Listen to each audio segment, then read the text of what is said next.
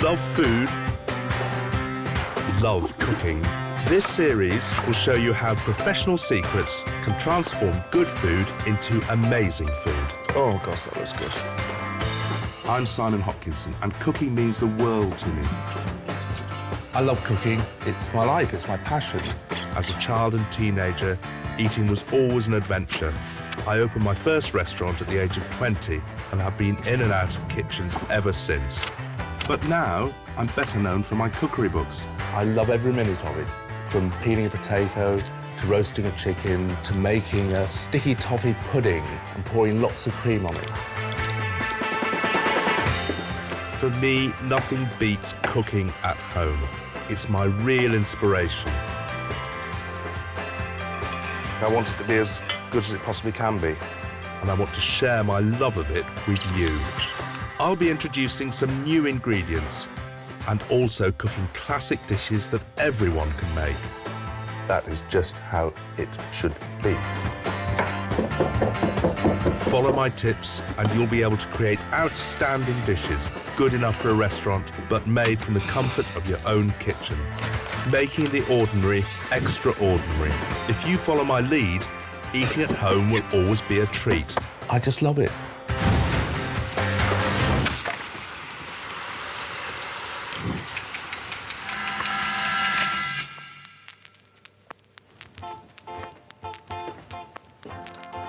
I find the process of cooking food every bit as enjoyable as eating it. I want all the meals I cook to be terrific. Even a simple baked pasta can be sensational. I'm going to show you how to make a delicious supper using dried porcini mushrooms. Do it this way and pasta will never be the same again. Dried porcini, there's something I'm never without. Fantastic in soups, risottos, in a wonderful pasta dish I'm going to cook. It's a wonderful thing to have. The great thing about dried porcini is they keep in the cupboard for months and you can pull them out when you want to turn pasta into something really special. It's smelling fantastic already. Last thing you want is for the milk to boil over, especially when it's flavoured with such a wonderful, wonderful ingredient. I think that's fine. So I'm going to leave that to steep now, at least 10 minutes. While the mushrooms mingle with the milk, move on to the most crucial part of this recipe, a simple white sauce. Begin with the butter and flour and keep stirring. This is as far as you should take it, sort of pale, pale golden. Now, these should be ready. Pour in the flavoured milk and put the porcini to one side. You'll be adding them later. If you are worried about lumps, don't be. I've got a simple, good solution. Whenever making a white sauce, start off straight away with the whisk. You really can't go wrong. And now we'll return to a spoon. This is a very gentle process.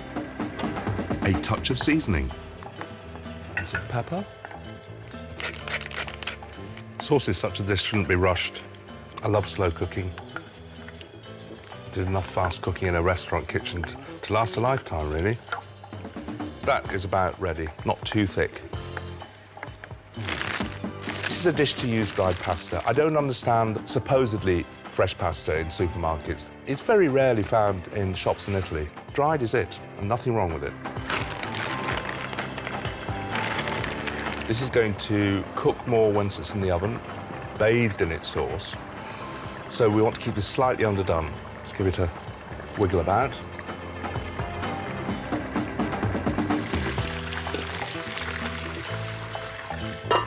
Straight into the bowl.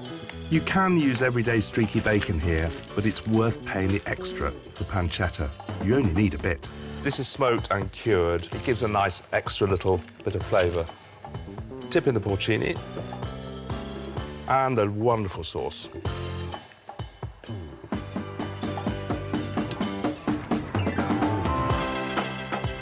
Make sure you butter the baking dish well so that the pasta doesn't stick when you come to serve it. More butter, more butter, more butter. Oh, gosh, that looks good. And finally, I couldn't envisage this dish without the Parmesan topping. And I tend to be quite generous with it. Oh, go on a bit more.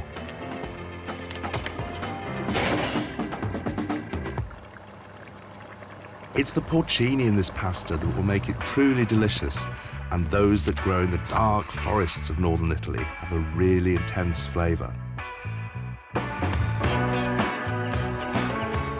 While growing in the forest, they are a protected delicacy, and pickers are very, very secretive about their favourite patches. Local artisan producers choose the mushrooms for selling fresh or for drying. The trademark green gills are where the rich and nutty taste lies. The drying process intensifies their flavour. You can find dried porcini in most supermarkets. They are a touch pricey, but their unique aroma and flavour, for me, are irresistible, especially with this gorgeous pasta. Fantastic, smelling amazing. I love this golden crust from the Parmesan. You see the little porcini poking through. It actually reeks of these wonderful mushrooms. I'm so looking forward to this. Try and spread the crust around, because it is the best bit. It smells fantastic. A little extra Parmesan.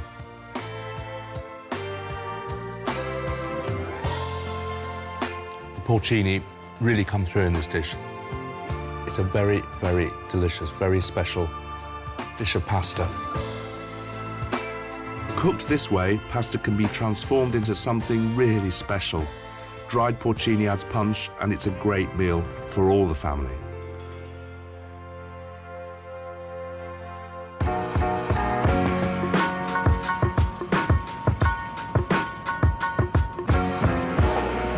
Good food is absolutely central to my life. I genuinely look forward to cooking every day. Ingredients are important, and nothing gives me more pleasure than buying favourites that I know can be turned into lovely, lovely meals.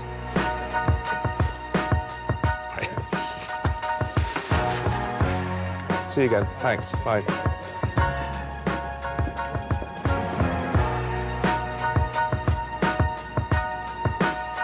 I fell in love with food the first time I went to France. My eternal memory is of a white butter sauce. It's such a living memory that I want to cook it for you now. The classic fish for this sauce is salmon, but today I'm going to use scallops. Whatever you choose, it's the irresistible sauce that will astonish your friends, and it really isn't hard to make. And we need a shallot. This does, for me, require finely chopped shallots. Straight in that. We're going to need some white wine. And the same with vinegar.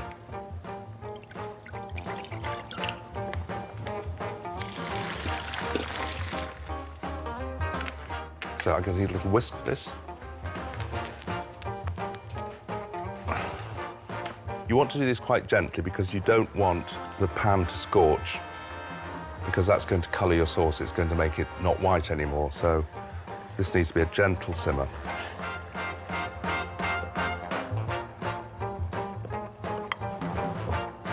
So what you want is a little wet mush of shallots, nearest description I can get. Yeah, that's fine. Now at this point, I'm going to switch the heat off and add the first 3 or 4 lumps of butter. Now, because of the heat of the pan, this will start to melt. Add the butter piece by piece. If you throw it in all at once, it will separate. A little bit more butter. First time I ate this sauce was in the Loire Valley when I was a teenager, and with one of my last holidays with my parents, who were brilliant for me, thinking back, because they were good cooks themselves, so I learned to cook in the kitchen from quite an early age. But a holiday in that part of France, when I first had this sauce, I was astonished at its taste, even at sort of, I don't know, 13, 14. It was one of those memorable moments, key moments of my culinary learning. A touch of seasoning and that's it. A simple sauce, and as good as you would taste in the finest restaurant. Now then, those scallops. If they're not your cup of tea, then almost any fish works well with this sauce. 5 is a very nice, healthy serving. Add a touch more salt and pepper. And just a merest smear of olive oil. The absolute key to cooking scallops perfectly is to use a really hot griddle. Great, let's go. They will only need a couple of minutes on each side. Please try not to overcook them. Yeah. They really are very easy to cook, and this is one of the easiest and most successful ways of cooking them. It's fast, and when they're really fresh, like these are, then you don't have any problem. Straight on the plate. 5 is a nice serving of scallops, I think. An odd number. 5, 3, 5, 7. Always looks better. And the lovely, lovely, lovely white butter sauce. And somebody might think, oh, it's spoiling all that lovely caramelisation on the scallops. Sorry, this is scallops with a sauce, and the sauce goes on the food. It doesn't go under the food. It doesn't get drizzled around the side. It's scallops and white butter sauce, and it's lovely. Going to eat the thing, not look at it. So just a few chives, and I think that is a very pretty little plate of food. You may look upon it as being quite a sort of restaurant dish, and it is, but I don't see any reason why you can't do it at home. Ah, memories. Everything it should be. It doesn't get much better than that sweet scallop and the buttery sauce. Marriage made in heaven.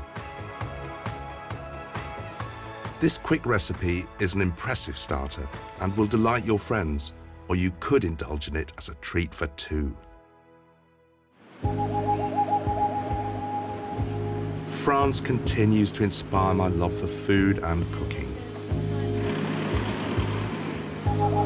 In the south, a remote harbour town produces a small fish that packs a huge punch.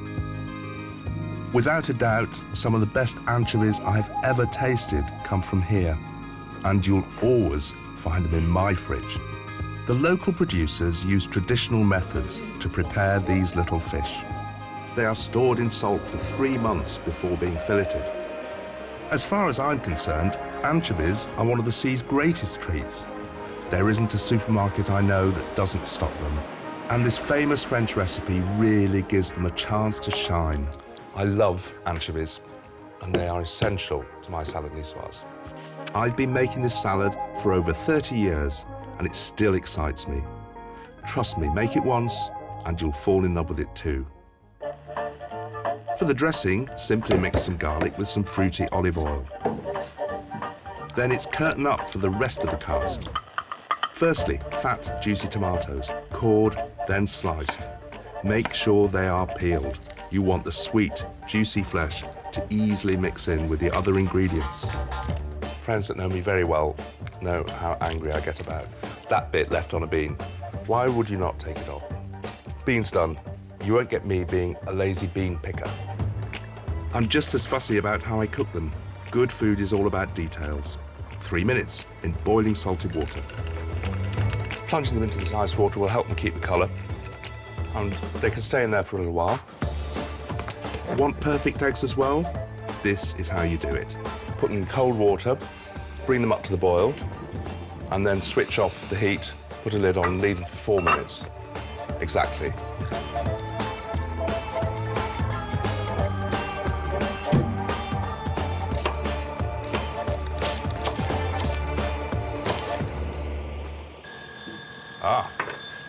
Eggs.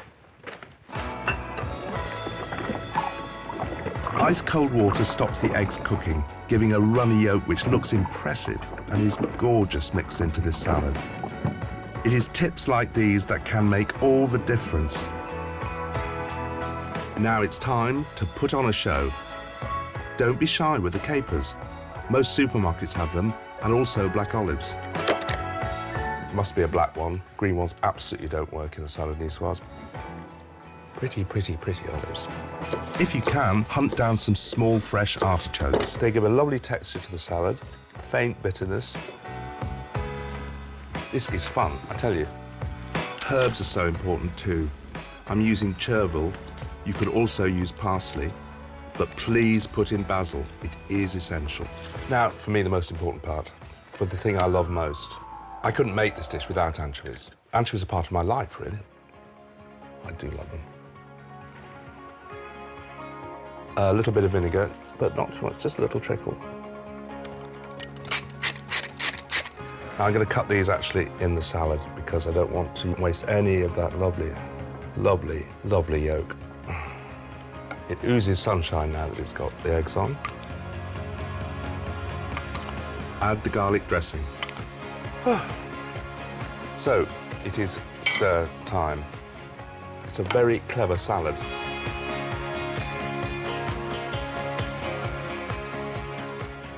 It's all about fresh and sweet and oily and salty, and every component is a star. But this one gets dressing room number one. Salads should never be dull. There are so many flavours in this, everyone will love it and want more.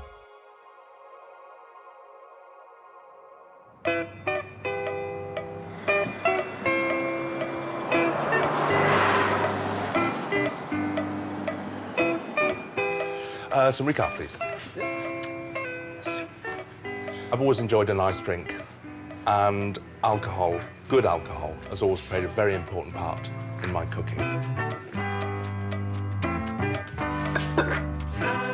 For my next recipe, red wine is an essential ingredient.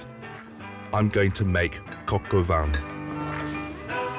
Look, if you can make a decent chicken casserole, you can make coq au vin. It's easier than you think. A good wine is important, one that you'd like to drink as well as to cook with. And I'm going to show you how to make a really gorgeous coq au vin for a dinner party. Thank you very much. Thanks. Bye. Bye-bye.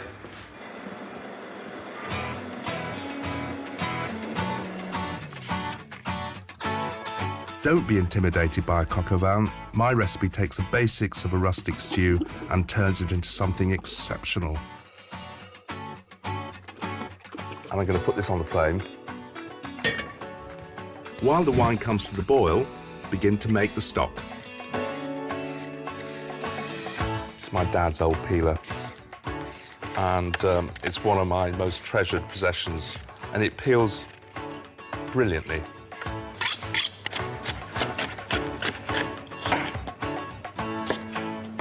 These are just to flavour the wine, these vegetables. They're going to be discarded once they've done their work.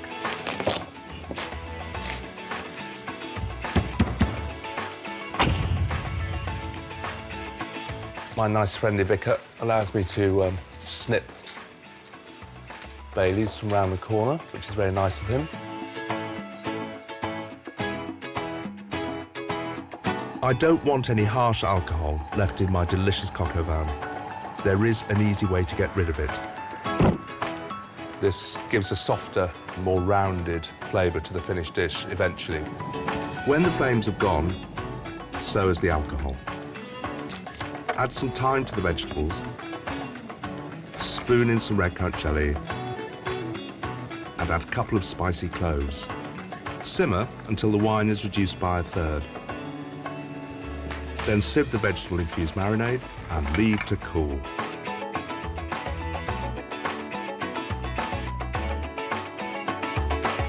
Now prepare the chicken.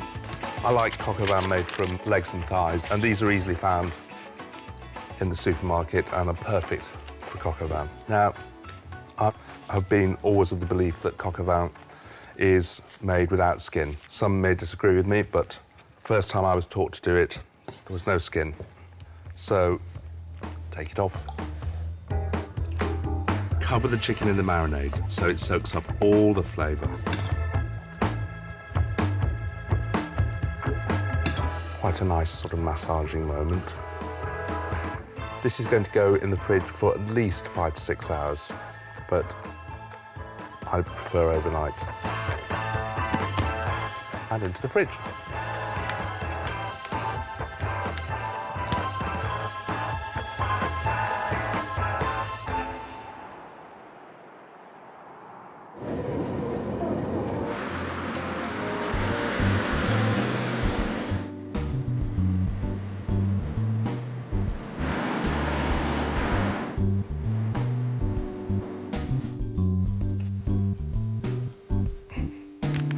Here we have the marinated chicken. It's been in overnight. It's gone wonderfully deep purple. Now move on to the other fundamental coq au vin ingredients.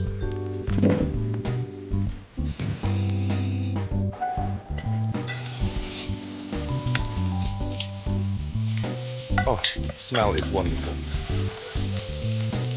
While the bacon is sizzling, dry the chicken, season lightly, and flour.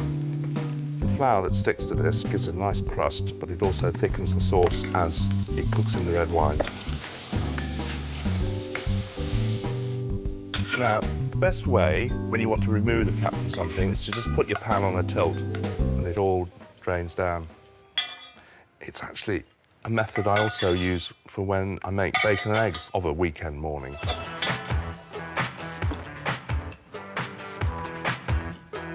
I really want to eat one of these now, but I'm not going to. Now fry the chicken, but take your time. Do be brave with not turning the chicken too quickly. You want this crust to form on the chicken. And if you turn it too quickly, what will happen is the flour will stick to the bottom of the pot and leave the chicken bare again. You know, it won't have its nice floury coating. Very nice. This is gorgeous. Cook the mushrooms and shallots separately with some butter.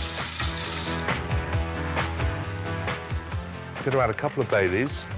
Add the shallots, mushrooms, and bacon to the chicken. It's the sauce that makes this coq au vin so delicious. For even more flavour, I add a splash of brandy. But just like the wine, don't forget to burn off the harsh alcohol. But take care. It's a good idea to put the bay leaves in after, actually. Go out. That'll do. Right, in with the marinade. Lovely. On with the lid. And in there for about an hour.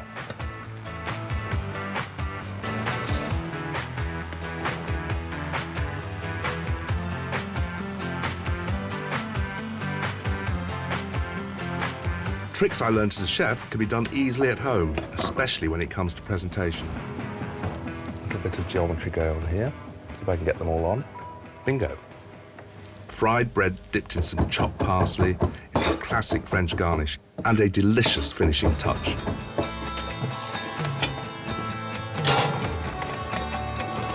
I like to serve this at the table in a handsome dish.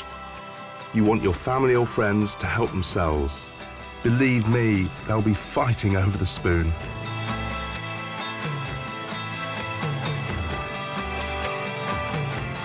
Do you know what? I actually can't resist having one of these now. It's really so delicious, this. It's worth the time and effort spent. It's one of the great dishes of the world, ever. Time spent on the marinade and being patient with the chicken helps to make this recipe truly fabulous. Chicken stew need never be the same again.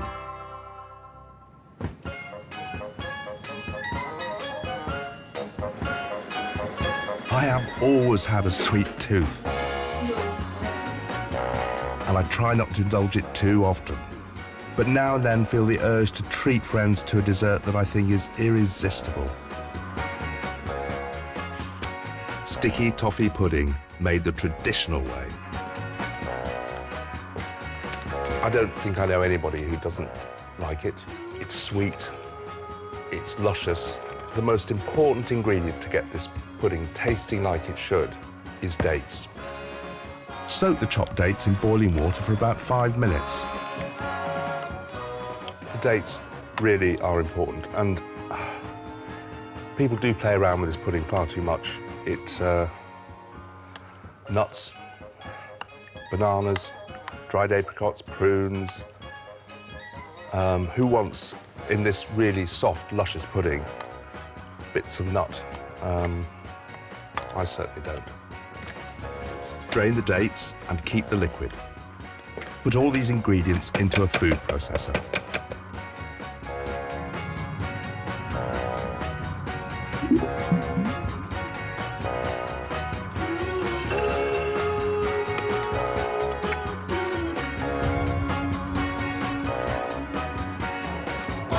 Because I love it so much, I'm going to put a tiny bit extra in. Finally, add the liquid from the dates. This looks a mess at the moment, doesn't it? But it does turn into the most lovely golden-looking batter.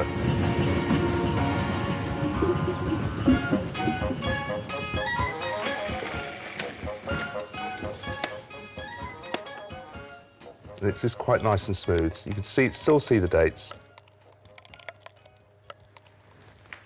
So, one big sticky toffee ready to go in the oven. And this is at gas mark 4, 108 degrees centigrade.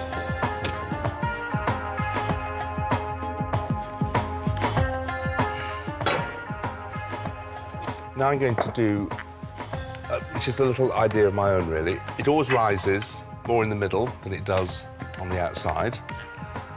And because I want the surface to be flatter than this, to take the toffee topping, what I do is to just remove. I know it doesn't look very good, but it's going to be covered with the topping.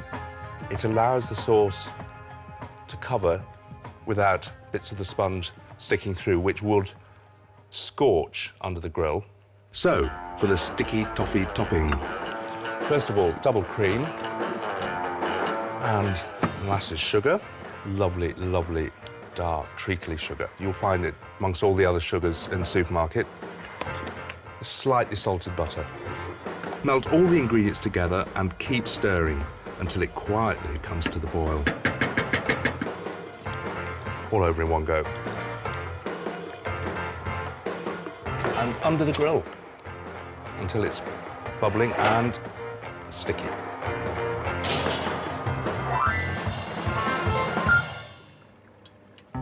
Say nighty-night and kiss me. For even more of an indulgence, I make an extra butterscotch sauce to serve on the side. While I'm alone, blue as can be. And that's ready. No calories in this pudding at all. Here it comes. Oh. Sticky, sticky. Here goes.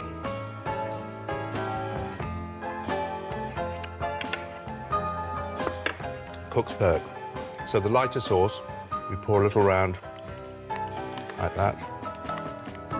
Stars fading, Cold cream. I linger on, dear, still craving your kiss. I'm longing to linger. You wouldn't think so, but it's surprisingly light, this pudding. It's almost delicate. It almost has a, I'm not going to say jelly-like consistency, but it has a wobble about it. The sauce is important. The cream you really don't have to do, but I love the contrast of it cold. What you should never, ever do, and don't be pushed into it, is to say, oh, we'd love some ice cream with that. You cannot take any more sugar. Wherever they be, dream a little dream. Truly one of the world's greatest puddings, and it is so easy to make at home. I just love it. Next time, I'll be showing you 5 more super recipes. All of them special, all of them easily made in the comfort of your own kitchen. Restaurant quality, but made by you.